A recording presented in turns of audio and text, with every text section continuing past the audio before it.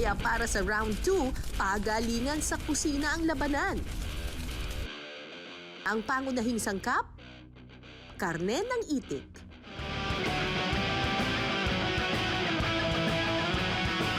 Itik ka dyan! Itik ka sa akin!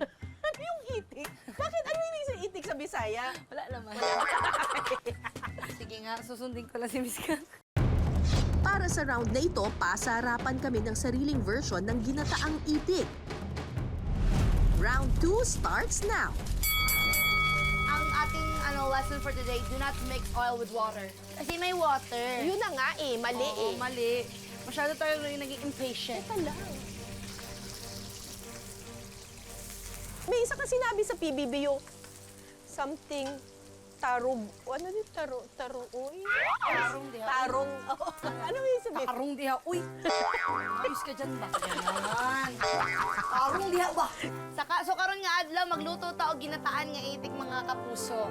Okay. Oo. Magluluto tayo ngayon ng ginataang itik, mga Yes. kapuso. Una, imong ibuta ang ahos. Una, ilagay mo ang bawang. Bisaya 101 ba ka mo? Aba, hindi kita uurungan dyan. Tapos, ano ang sunod na ibutang? Una na ron, di na natin nagka-problema ron. Kaya wala man takabalo ang saon ni pagluto. Ato siyang waton. Waton na nato siyang i-next. Ayun, sabi niya, ang problema niya, hindi niya alam kasi kung ano yung susunod niyang ilalagay kasi hindi naman siya marunong magluto nito. Wala marunong siya! Taga-Capiz kasi yung nanay ko!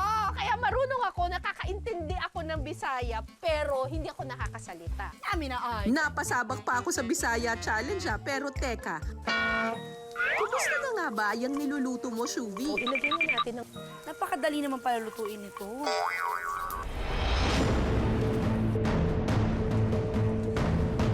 May magaganon-ganon ka pa. Ano, Miss Cara, no cheating po, please. Anong no cheating? Bawal niyo po makita yung niluluto. Yeah, so far, so good. Lagyan po natin ng pates. Lagyan po natin ng patis. Ay, gaya-gaya. Konti lang. Tumitingin ka eh. Ay, ang lamnaw. Kanya-kanya po tayong strategy dito. What happened, Shuvi? Miss Cara, no cheating po. Nilagyan mong tubig? Our Father who art in heaven, holy be your name, kingdom come, will be done. Lagyan dapat ng prayers. No cheating po, Miss Cara. Wow! Kuya, sobrang sarap. Ito lang po yun. Joke lang! Pakiluto yung sa akin, Miss Cara. Niloloko lang kita. Para naman pressure ka. Parang masarap yun sa kanya nga ay. Eh, ganito. Ay, saan ako nagmalit eh? Nagdasal kasi ako kanina. Na-late yung prayers ko. Teka, Shuvi, ginataan ang iluluto natin ha? Hindi tinola. Parang sinabawang na sa akin. Isang galon na tubig pa nilagay mo dyan. Kuya, do not judge the book by its cover. Inubos mo ba talaga yun? Eto na. Wow, so creamy. Parang ibang-ibang yung tsura sa akin. I think we need to wait. Hinaan mo yung apoy. 3 hours? Sige, matulog na kaya muna kayo. Hanggang big night. Tapos na akong magluto pero si Shuvi nagpapakulo pa rin ng sabaw? Oh! Atake ba yun? Pag ganun. O, di ba parang... mo lang eh! Para maganda yung presentation! May pa ganon, o, di ba? Ayan, okay na to? Ay, hello. Guys, sino judge ba? Bigyan ko na lang kayo 500. Kinuking show na lang, no? Cooking show ko na lang to, guys, B. Malagyan mo nito. Hindi kalamansi yung sa akin. Uy, hindi pwede kalamansi. Sometimes, you just need simplicity. Plating? Check! Ready na for judging ang aming version ng ginataang itik. At eto na po ang aming ginataang... Itik! Itik! Grabe talaga. I feel like I'm gonna win. Really? Yeah. Just use your imagination. Let the judges judge. Kaninong version kaya ang papasa sa panlasa ng ating mga hurado?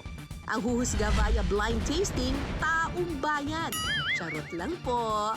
Ang mga hurado ang mga pambato ng tagig pagdating sa pagalingan ng pagluluto ng itik. At ang magja-judge po sa aming mga niluto ay si Ma'am Kay, si Sir Rodelio, at si Ana. Ayan. Okay, tikman niyo na po ang aming ginataang itik. Grabe!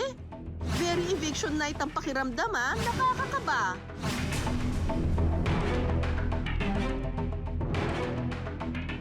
Perfect yung lambot. Masarap yung lasa po. Sarap ang lasa. Masarap. Parang Bicol Express. Wow, tagig. Tama yung sinasabi ni Ma'am Kay, ano, tama yung timpla niya, yung lapot niya okay naman. So yung lasa niya, the same nga nung Bicol Express ang ano niya. Malambot yung karne ng itik. Kayo po, Ma'am Ana. Kumakagat siya naman ng sarap. Oh! Grabe yung mga kumakagat. Grabe sa kagat, madam. Uy. Kagat! Lasa-lasa. Okay. Ngayon, pwede na po kayong mag-try Yung isa pa. Ano naman kaya ang hatol nila sa isa?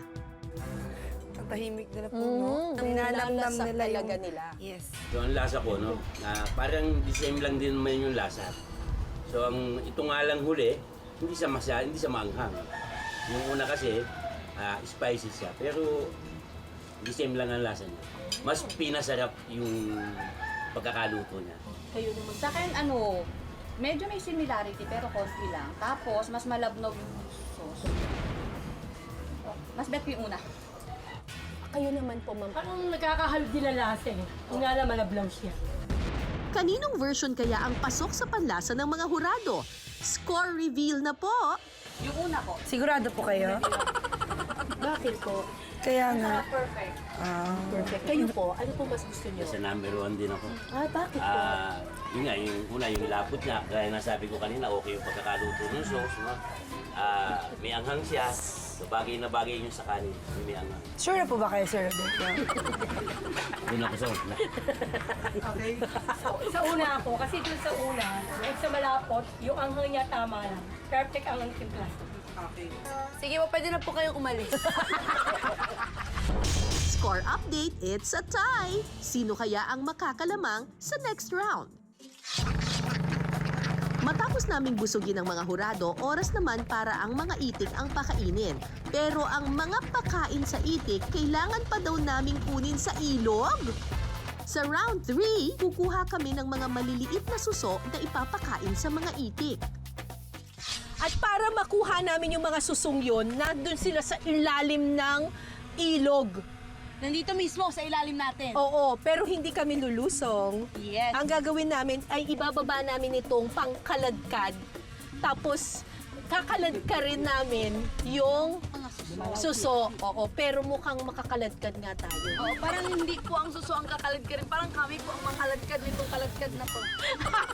Ang bigat! Ano ba to?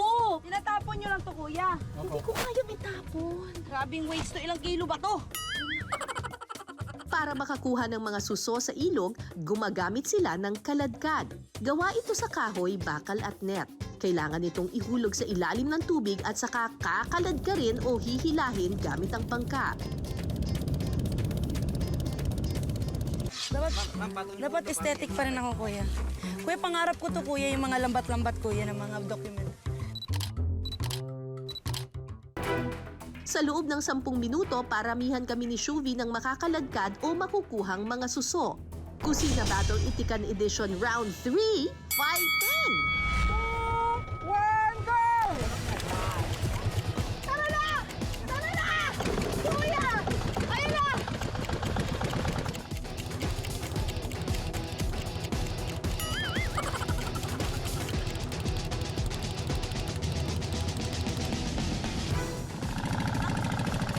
Ang strategy natin, isang hakutan na lang.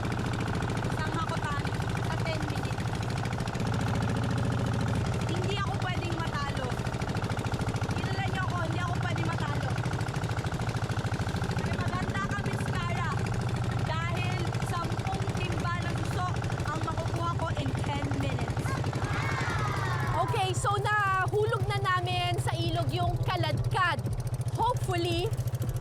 pinaghulugan natin ng kaladkad ay marami siyang makakaladkad na mga suso. After 2 minutes, hahanguin natin ito.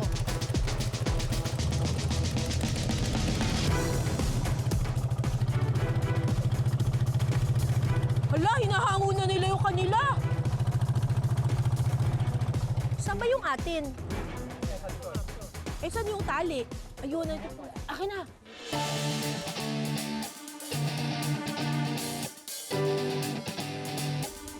Wow, ang dami naming nakuha. May isda kami! May isda! May isda kami! Woohoo!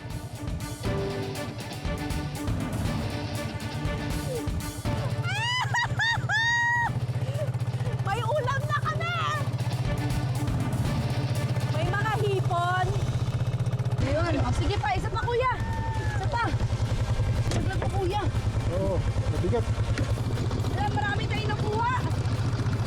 Mga suso. Marami pa. Wala talagang isda. Ano natin? Ang laki. Ang laki ng hipon. Oh.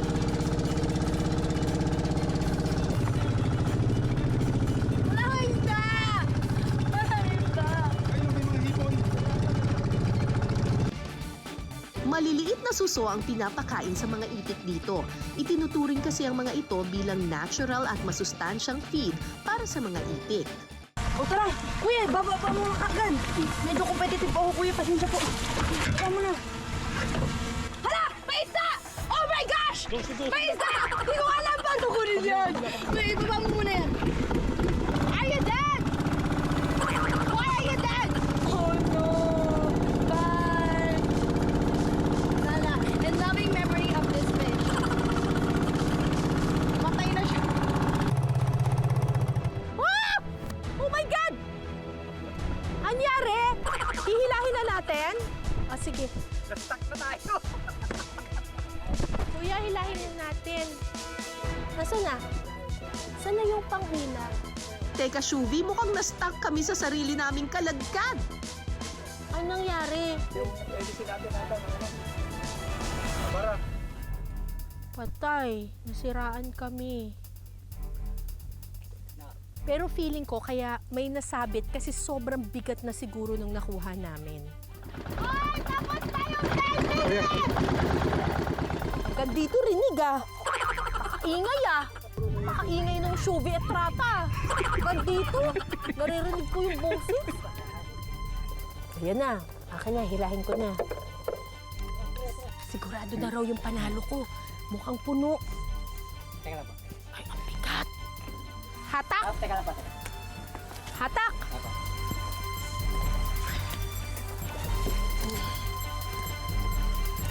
Ito na po. Anong sira? Ito po. Ay, nabutas!